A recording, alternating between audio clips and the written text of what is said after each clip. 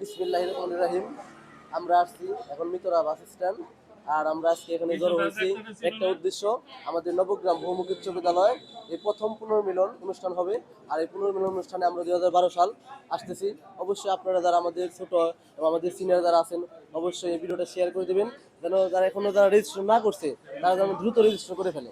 তাই আমাদের আজকে রেজিস্ট্রেশনের জন্য আমাদের মতিয়ার রহমান স্যার আমাদের হেল্প করতেছে। স্যার কি করতেছেন স্যার?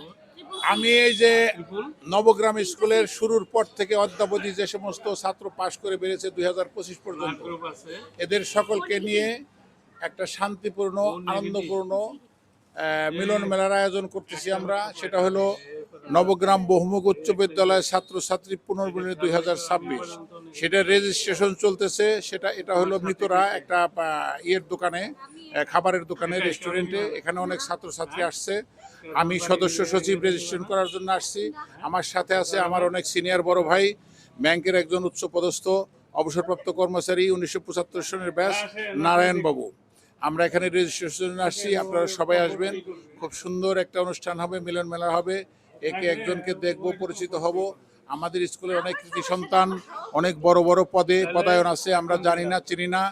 আরও হয়তো আমাদের ভবিষ্যৎ প্রজন্ম বড় বড় পদে পদায়ন হবে। একে আরেকজনকে খুঁজে বের করব, একে অপরের সহযোগিতা নেব। আমাদের দৈনন্দিন জীবনে আমরা অনেক জায়গায় অনেক কিছুতে ঠেকে যাই, যেমন হাসপাতালে রোগী ভর্তি, ক্যাবিন নেওয়া, বিদেশে যাওয়া, দোকানের লাইসেন্স করা, অনেক ক্ষেত্রে আমরা ঠেকে যাই।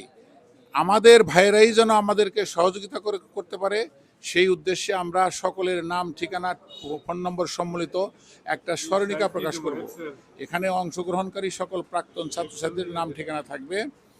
আর আমাদের এখানে ভালো একটা পরিবেশে সাংস্কৃতিক অনুষ্ঠান হবে, পরিবারের সকলকে নিয়ে উপভোগ্য, শিক্ষণীয়, বিনোদনমূলক একটা অনুষ্ঠান হবে।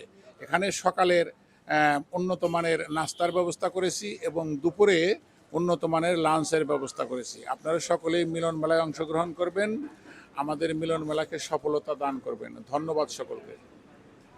ঠিক আছে, আমাদের মতিয়ার রহমান স্যারের কাছে আপনারা শুনলেন আসলে বিস্তারিত।